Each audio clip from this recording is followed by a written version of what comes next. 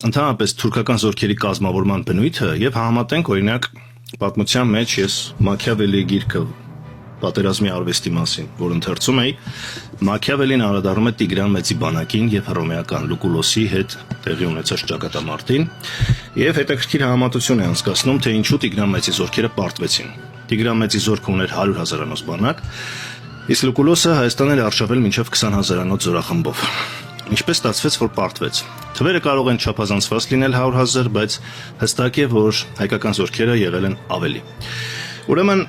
Օսմանյան զորքերի համեմատության հետ հետաքրքիր է, ինչու են օրինակ օսմանցիներն էլ են ձիերով, հայկական զորքերն էլ են եղել հիմնականում այրուձիով։ Ընդհանրապես արևելքի զորքերը շեշտը դրել են ձիու վրա։ Հռոմեական զորքերը, հունահռոմեական զորքերը շեշտը դրել են պեխոտա է կոչվում, հա։ Հետևակի վրա, բայց Տիգրան Մեծը պարտություն է կրել։ Եվ Մաքիավելին ինքը եզրակացնում է, որ դրա պատճառներից մեկը այն էր, որ հայկական այրուձին Էծելազորը, որը հզոր էր ընդհանրապես, չկարողացավ հաղթել հռոմեական հետևակին, պեխոտային, սովորական զինվորներին, որովհետև հռոմեական հետևակը կառուցված էր մոբիլ բանակի սկզբունքի հիման վրա եւ իր պաշտպանական հնարավորություններով եւ արագաշարժությամբ կարողանում էր Էծելազորի թիկունքը կամ կողքը շրջանցել եւ հարվածել։ Իսկ Էծելազորի վրա գտնվող զինվորը դժվարությամբ էր կարողանում մանևրել։ Ինքը սովոր է ուղղակի այսպես մխրճվել, հետևակի մեջ եւ ջախջախել։ Բայց երբ դա չի ստացվում, մոբիլ է լինում զորքը, շրջափակում են Էծելազորին եւ Էծելազորը ստիպված է լինում նահանջել, նահանջելուց տրորում է սեփական զորքերին, սեփական հետևակին, պատկերացնում եք։ Այսինքն մանևրայնության առումով, պրոֆեսիոնալիզմի առումով, տեխնիկայի եւ կազմակերպվածության առումով փոքր մոբիլ զորքերը կարողանում են հաղթել մեծ Էծելազորերը։ Եվ հայկական բանակը հիմնված լինելով պարթևական բանակի ավանդույթների վրա նման խնդիր է ունեցել։ Երկրորդ խնդիրը, որը եւ հունահռոմեական այս բյուզանդական զորքերն են ունեցել թուրքերի դեմ եւ հայերը հռոմեացիների դեմ, ես ուղղակի ինքս եմ այս համեմատությունը տանում,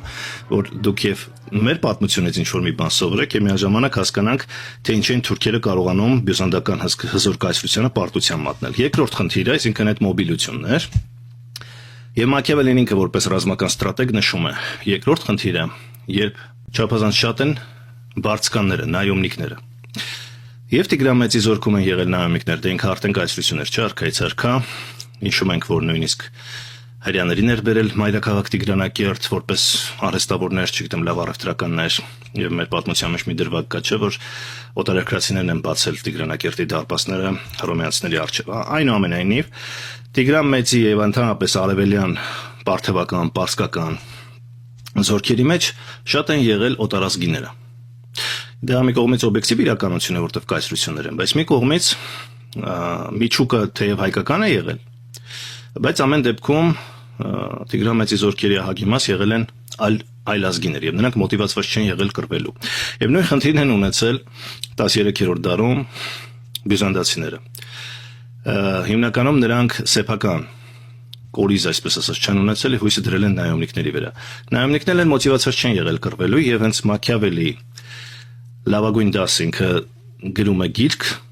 իտալացի իշխանների, այսպես թագավորների, կառավարիչներին խորհուրդ է տալիս, թե ինչպիսի բանակ ձևավորել։ Եվ հենց ինքը խորհուրդ է տալիս ունենալ սեփական ազգային բանակ, հույս չունենալ, չդնել օտարազգիների եւ նայոմնիկների վրա, պետք է մոտիվացված լինեն կռվելու եւ միաժամանակ ունենալ մոբիլ, աշխույժ, ճկուն, տեխնիկապես առաջադեմ զինված ուժեր։ Դա կապահովի զինված ուժերի հաջողությունը մարտի դաշտում եւ կունենա, այսպես ասած, ավելի պրոֆեսիոնալ կլինի։ Եվ մենք տեսնելով, որ օսմանյան զորքերը հարձակվելով բյուզանդական կայսրության վրա եւ այդ կայսրը, որ ուղարկում էր գլխավոր հրամանատարին օսմանյան զորքերի դեմ, խայտարակ պարտություն են կրում։ Պարտություն են կրում առաջին հերթին այդ պատճառով եւ հենց գրքում այդ մասին նշվում է, հենց թուրքերը իրենք բյուզանդական զորքերին համարում էին իրենց լեզվով ասած կոկորեչ։ Դա բորշն է ռուսերեն ասած, այսինքն խառը, իրենց ինչ որ միացննդատեսակ է։ Կոկորեչ национальное турецкое блюдо из мелко нарезанных внутренностей. Сердце, почки, легкие, печень. Մի խոսքով բորշ մի հատ, աջապ սանդալ։ Այդպես էին բնորոշում բյուզանդական զորքերին, իսկ թուրքական զորքերը ավելի մոնոլիտ էին, բայց հետագայում մենք անդրադառնանք Ենիչերիներին, թե ինչպես էին թուրքերը օտարազգիների երեխաներին վերցնում եւ սարքում ավելի մոլերանտ թուրքեր։